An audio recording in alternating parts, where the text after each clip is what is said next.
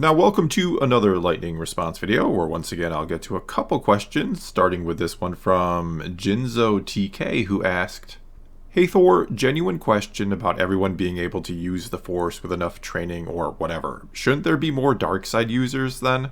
Not Sith, but people intentionally or unintentionally tapping into the dark side.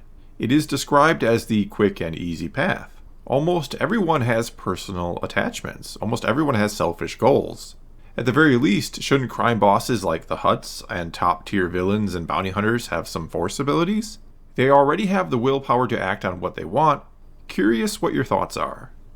And that's a very good question or point, maybe the best I've heard against this idea that anyone and everyone can use the Force with enough time and training. Because as you mentioned, and as Yoda said in The Empire Strikes Back, and as George Lucas himself has said, the dark side is the quick and easy path. It's what happens when you take the shortcut to power. So why, if anyone and everyone can use the Force, as yes, George Lucas himself has said, why don't more people, intentionally or not, why don't they use the dark side? Why do you have to, or so it seems, be Force sensitive to learn how to use the dark side, but not the light? Why can anyone with enough time and training learn how to use that? And if someone learns to use the light side the long and difficult way, they put in all that time and effort to, for a lack of a better way of putting it, to unlock the Force, can they then fall to the dark side if they kind of decide to, or just slip down that dark and easy path? And look, before I even go on, this is all meant to be a fun, friendly discussion, right? I know it seems like we're kind of getting, I don't know, maybe a bit nitpicky or in the weeds with this topic, but I do think it's a pretty fair and really good question. It's one that doesn't have a clear or easy answer around this whole discussion of anyone and everyone can use the Force, and it seems to kind of contradict it. Because, as also brought up in the comment, and as I've also talked about too, but if anyone could use the Force in the Star Wars galaxy, why don't a lot more, and I mean a lot more, learn how to do it for any number of reasons? And I'd imagine most would learn how to use it for selfish reasons, and to take advantage of others, which, yeah, would send them straight down the dark path. And I mean, just ask yourself realistically, if in the real world people could learn how to use the Force, how many would, despite how difficult it is, how many would learn how to do it, and primarily for selfish reasons?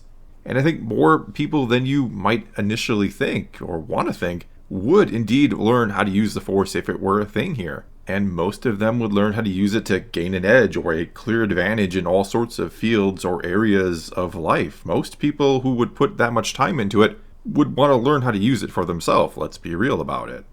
And sure, you can argue that in the Star Wars galaxy, it's not like the Jedi are out there advertising that, hey, anyone and everyone can learn how to use the Force. You only have to pay us $19.95 and we'll give you an instruction manual and you'll be good to go. Instead, it seems like a pretty well-guarded secret by them, and might begin to explain why virtually no one outside of those just gifted with the ability, those we consider Force sensitive or who have high midichlorian counts, why they're the only ones who are apparently using it.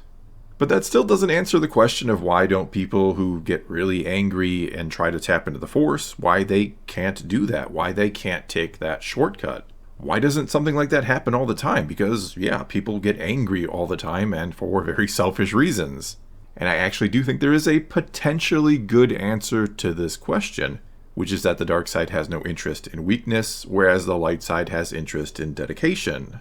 Now, what the heck do I mean by that? Well, if M count does indeed act as a sort of indicator of potential, or even if it doesn't and there are just those who are naturally stronger with the Force, or who have a higher power ceiling, if you will, which does seem to be the case, right? It would then mean, not to imply it's truly sentient or anything, but you would then figure that the dark side would only be interested in those with higher M counts. It'd only, in a sense, allow those who could one day become truly powerful with it to tap into it. That it's not going to serve the whims of just anyone, any person who gets angry and wants to try to use it. It's only going to empower those it can one day corrupt and twist to serve it someday, and in a worthwhile capacity, right? It doesn't want just anybody, it wants the best, the most powerful, to be out there carrying out its will, in a way. Whereas the light side of the Force, and again, I'm not exactly trying to imply sentience here, but the light side would likely, to put it simply, it lend its power to those who it saw as truly dedicated to its cause, to following the will of the Force. It's going to reward that person who not only has the dedication to learn how to use it, but that would use the Force to do good, not just to serve themselves. In other words, yeah, you can learn how to use the Force to become a Jedi, but you can't learn how to use the Force because you want to get ahead in your career. You have to have the right intention along with the desire and dedication. Now, is that a great explanation for it? I really don't know. I'll let you all decide and tell me in the comments below what you think. But it's pretty much the only thing that would make any sense to me whatsoever around this topic. And I'm not even sure I love the idea myself. I just think if we're going to go with this idea that anyone can learn how to use the Force, there does have to be some sort of explanation for why the quick and easy path, why the dark side, isn't being used by a whole lot more people. Again, both intentionally and accidentally. Alright, let's get to another question, one that also has to do with power, and it comes to us from President Millard Fillmore, who asked, "Hey Thor, I believe that the overall idea of Force powers is overrated. Probably the best way for a Jedi to resolve a conflict is to sense the inner desires of both parties, and can see the best way to make everyone happy. Which is why I think Star Wars versus fights miss the point. Could Yoda fight Luke? Yeah, I guess, but the reason Yoda and Luke are who they are because they wouldn't fight each other. Yoda, bloodlusted, isn't a better fighter. He's sloppier and less able to achieve an ideal outcome of a battle because he's not as powerful." And yeah, I do agree with you. I think the whole versus battle thing, especially when it's two lightsiders facing off, it completely misses the point of Star Wars, and Force powers are not the end-all be-all for what makes for the best Jedi. Now, to be clear, I don't begrudge anyone who enjoys either these type of discussions or watching videos like this. And I'll acknowledge, sure, I have certainly given some thought to who is the most powerful Jedi ever. Is it Yoda? Is it Anakin? Is it Anakin if he doesn't fall to the dark side? Or maybe it's Luke, or could it be someone else entirely? There are certainly fun discussions for a lot of fans to partake in, no doubt, even if the Jedi themselves would scoff at such discussions and never partake in them themselves, unless you're maybe Anakin.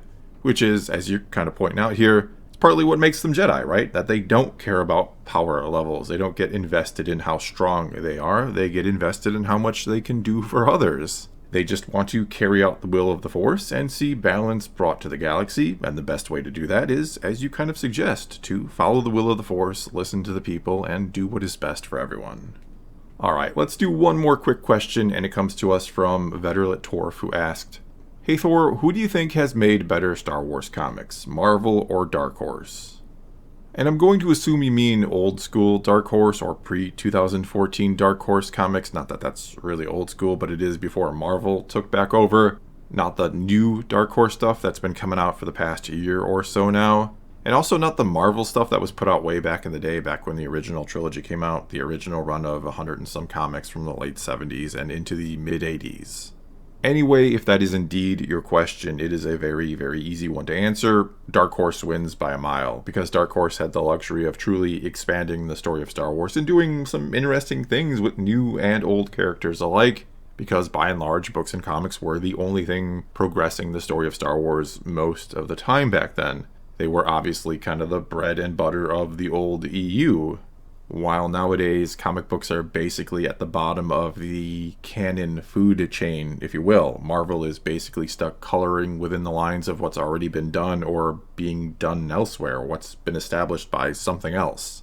I'd say roughly 90% of new Marvel Star Wars comic books are just well-known and pre-established characters doing things in time periods where nothing all that relevant or important can happen. And thus, those time periods have also become so bloated with completely unnecessary stories that it all just feels ridiculous at this point. It's kind of silly to have so many stories about Han, Luke, and Leia set during the original trilogy. And though, sure, Dark Horse gave us some of that as well, don't get me wrong, it more often than not felt like something interesting or important at the very least could happen. It was telling its own stories, I guess you could say, rather than, again, just kind of existing to exist to give us stories that people will go spend $4 to $5 on to buy, which is what the price of a modern day comic book is if you didn't know. And that isn't to say that they are all bad, that every single Marvel comic nowadays is bad. There are some diamonds in the rough. But let me tell you, if you're a huge Star Wars fan who doesn't read the comics and you're kind of wondering or you're worried that you might be missing out on something, you're really not missing out on much, unfortunately. Well, that's all I got for you this time. Now it's your turn to take to the comments below and weigh in on any of these questions. Tell me why you think more people don't tap into the dark side intentionally or not, if it's something that anyone and everyone can use. Or you can always ask a question for a future lightning response video. Just start your comment off with "Hey Thor" and then ask away. Whatever you choose to do though, leave a comment below and let's talk some Star Wars. And until next time, thanks for watching.